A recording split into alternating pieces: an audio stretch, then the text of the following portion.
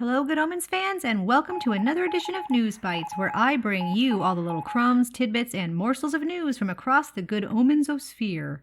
We have a lot of interesting Good Omens factoids to talk about today, from David Tennant's recent appearance at Proud NerdCon to Peter Anderson's studio's hints, what Neil Gaiman's favorite line in Good Omens is, and so much more. We'll start with this major news update. Aziraphale will not be in Season 3. I don't mean to scare you. If you're listening and not watching, that was a response that Neil gave to a fan who asked for details about Aziraphale's character in Season 3. This is just a friendly reminder that if you do send Neil an ask on Tumblr, please make sure you don't ask for Season 3 spoilers or send him ideas or fanfic. As funny as his responses are, with stories about Dottie and Sadie, Gary the Gopher, and Arnold the Aardvark, it really actually can cause Neil, and therefore the whole cast and crew, and fandom, issues. This has been a public service announcement. Now back to actual news. This past weekend, David Tennant was at Proud NerdCon in Germany, where he answered fan questions and was his usual generous and charming self, even finishing his crowd interview by hugging a young woman who had become a little emotionally overwhelmed by the event.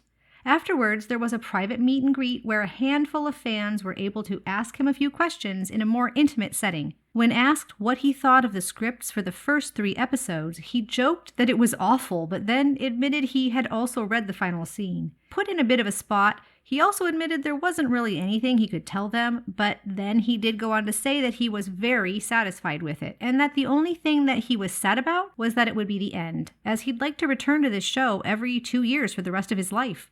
He said it was all definitely headed towards something. Even though he didn't reveal much, I think this is absolutely fantastic news.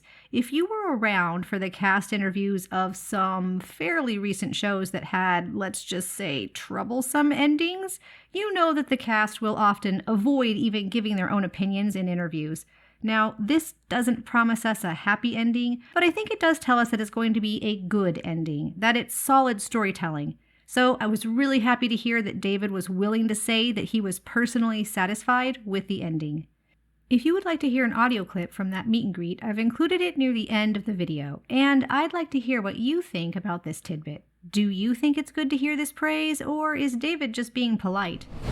If you're curious what Michael thinks of the scripts, well, so is Neil. Michael is still actively in the production of Nye, and so he has not yet had time to read over the scripts. I expect he'll let the public know his general thoughts on the scripts once he's finished Nye, which runs until June 1st, and he's had a bit of time to breathe. Tickets for Nye are still available, and I've heard it's an excellent play. I wish I lived closer than across the pond so I could see it live. In more David Tennant-related news, the second run of Macbeth, starting this coming October, sold out already on May 1st. I know people were still buying tickets for the original showing a few weeks after that run started, so it appears that the production really gained a lot of positive press, and is very popular among fans.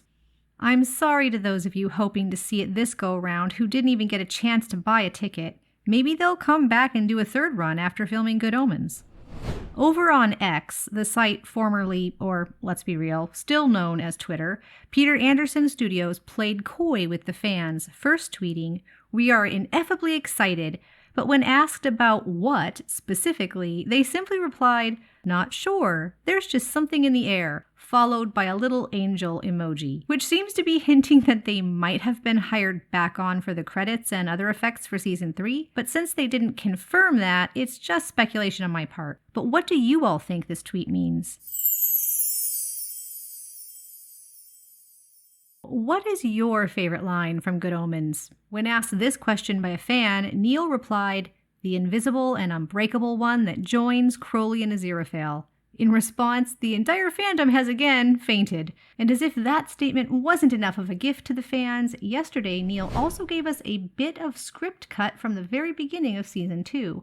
After Aziraphale explains Earth to the angel that will eventually be known as Crowley, but is titled in the script simply as an angel, he asks what breeding is, and Aziraphale says, "They reproduce themselves somehow, something to do with mingling their DNA? I'm not entirely clear on the details, not my department."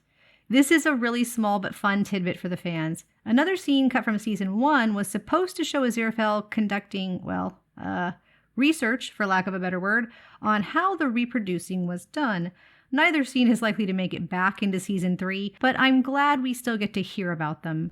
Another fan who, like many of us, is frustrated by a certain group of people continuing to push the idea that the kiss was written in as some sort of fan service, asked Neil to put the notion to bed once and for all. And gratifyingly, Neil did so, explaining that he came up with the idea back in December of 2019 while talking with John Finmore about the direction they would like to take season 2 and where they wanted to leave the story in preparation for a potential season 3. So he told John the final 10 minutes of episode 6, including the kiss.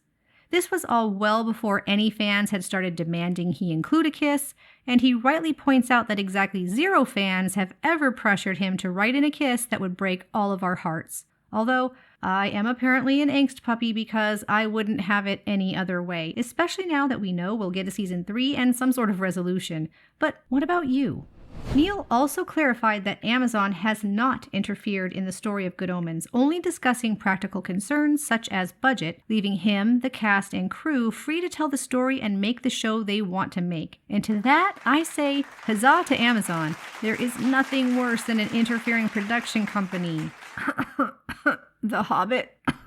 Circling back to that earlier note about not sending fanfic to Neil, he also says he does not intend to read fanfic even after the show is complete because it means he can never go back. Giving the example of Coraline, a finished story, he seems to indicate that he'd like to at least leave the possibility of revisiting these universes open in the future. And that's a beautiful thing to end on. Before you click away from the video, we're soliciting videos from you for our upcoming project, The Love Letter, a documentary that we're making for Ineffable Con 5, which will feature stories from the really cool, inclusive, and supportive community of Good Omens fandom. If you would like to participate, here's how. Make a short video of yourself, less than 1 minute, telling your story. Please start your video by answering the question, how would you describe the Good Omens fan community in 1 word? Then share your story. Some of the common themes that we've heard have revolved around queer or neurodivergent experiences, creativity, mental health, and international connections, but we're open to any story about how being part of the Good Omens fandom has positively impacted your life. If you're interested in participating, check out the Google form linked in the description below. All submissions are due by midnight Eastern Time on May 11th. And if you have any questions, please contact Kamapuri at the address on screen now. That's also going to be in the description. This is a really exciting project, and with your help, it's going to be something beautiful, funny, and memorable. There are only a few days left until the submission deadline, but we really, really want to hear about your Good Omens fandom experience. And now for that promised audio clip, David Tennant's recent appearance at Proud Nerd Con. So I read in an interview that Neil said you read the first 3 episodes. Yeah. No, I don't want spoilers, but I do want to know what you thought of it. Like, do It's you awful. think we will be? It's all going to shit. No, it's oh, what can I tell you? I can't wait. Wait to start. Do you think we need to be satisfied with the third season? Well, I don't know where it's going. I've only read the first half. Although I have read the final scene. He's already written it. I know. Do I? What, in the final scene?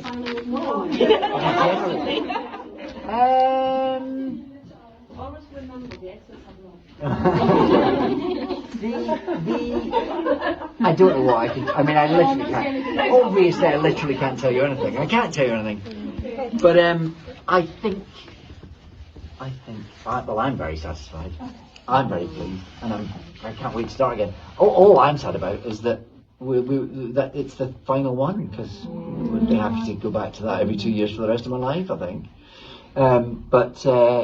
Yeah, it's definitely heading towards something.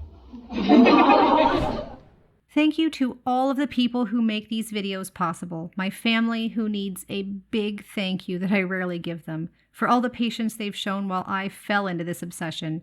My friends, who give me both emotional support and help dig up the news. and my patrons who continue to support this channel and all that I do here. News, deep dives, theories, behind the scenes, and other crazy fun fan projects like the talent show and the upcoming Ineffable Con videos. And of course, to you dear viewers who really are the backbone of this channel, those of you who are new and those of you who show up week after week, what else can I say but thanks for watching?